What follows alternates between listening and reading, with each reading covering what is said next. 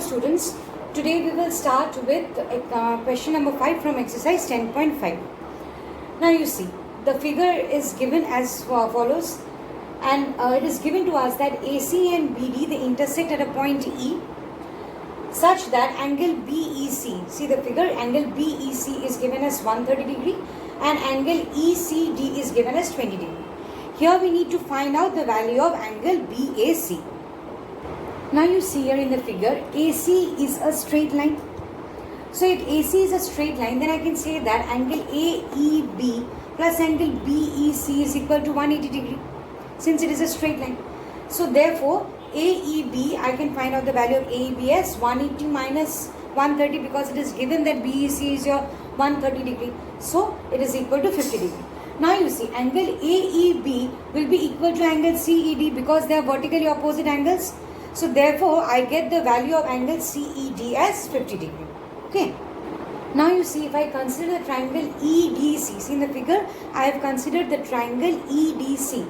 Now in this triangle CED, angle CED plus angle EDC plus angle DCE will give me 180 degree because of the angle sum property of a triangle. Therefore, from this, I can find out the value of EDC. EDC will be 180 minus 50 degree plus 20 degree. So I get 110. I keep this as equation 1. Now you see, angle BAC is equal to BDC because they are angles in the same segment. Okay, that is why angle BAC is equal to angle BDC. Now since these two angles, they are equal because they are in the same segment, so I can say that angle BAC is equal to angle EDC is equal to 110 from equation 1. Therefore, I find the value of angle BAC as 110 degree. Okay. Now let us move on to question number 6. In this question, it is given that ABCD is a cyclic quadrilateral. It's a cyclic quadrilateral whose diagonals intersect at a point E. If DBC, angle DBC is given as 70 degree, angle BAC is given as 30 degree. We need to find out the angle BCD. Also, we need to find out angle ECD. Okay. So here you see, we know that the angles in the same segment are equal. So if these are equal, then angle BDC, see the figure, angle BDC will be equal to angle BAC. Therefore, the value of angle BDC can be written as 30 degree. Okay, so now I consider the triangle BCD. See the figure and see the triangle, that is BCD. From this triangle, I can write angle BDC. Angle BDC plus angle DBC plus angle DCB is equal to 180 degree. Okay. So now you see here, angle DCB can be written as 180 minus 30 plus 70. So I get the value of angle DCB as 80 degree. Also, it is given to us that AB is equal to BC. So if AB is equal to BC, see the figure, if AB is equal to BC, then I can say that angle BAC is equal to angle BCA. Why? Because angles opposite to equal sides of a triangle are equal. Therefore, I can write angle BAC is equal to angle BCA. Now, see, angle ECD, see the figure, angle ECD is equal to BCD minus BCA. If I consider the triangle ECD, then I can write here angle BCD, the total angle BCD minus angle BCA. So BCD, we have already found out that it is 80 and BCA is your 30.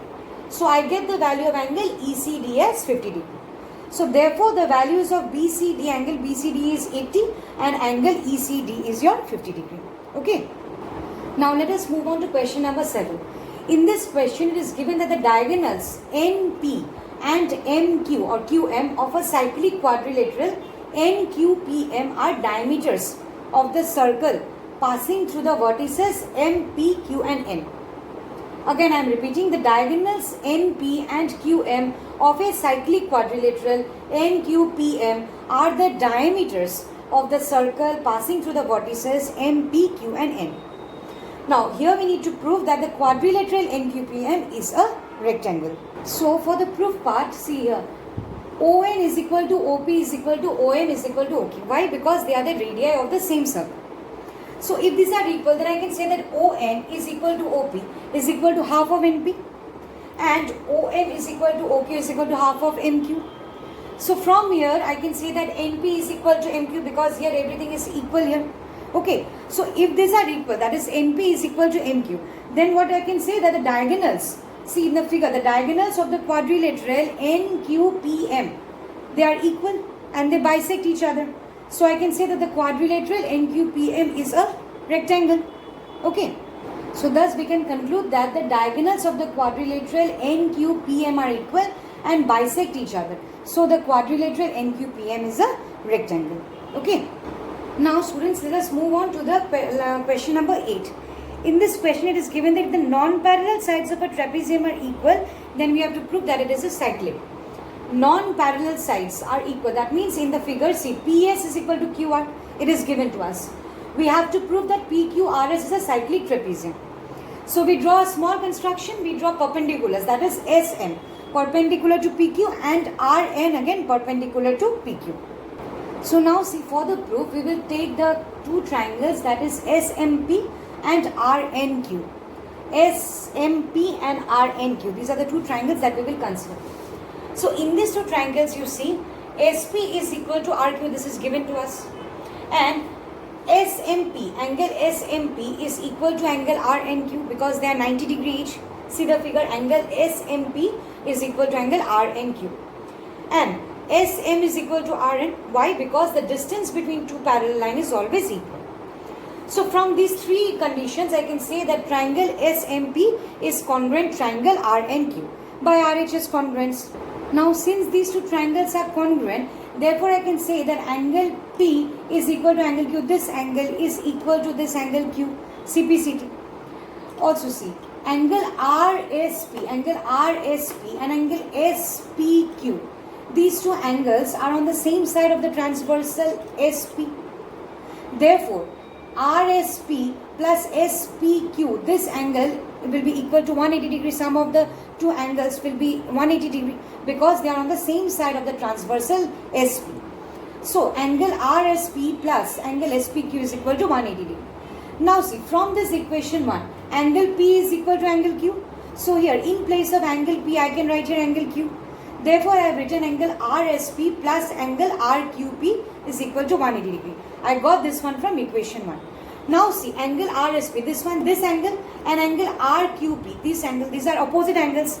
So opposite angles are supplementary here. So since these are supplementary, therefore I can say that this is cyclic. Thus we can say that PQRS is a cyclic quadrilateral, and thus we can say that PQRS is a cyclic trapezium. Okay. So the final statement you can write down as, this equation shows that the opposite angles are supplementary. That means 180 degree. Therefore, PQRS is a cyclic trapezium. So in our next video, we will continue with the rest of the sums from this exercise. Okay, thank you.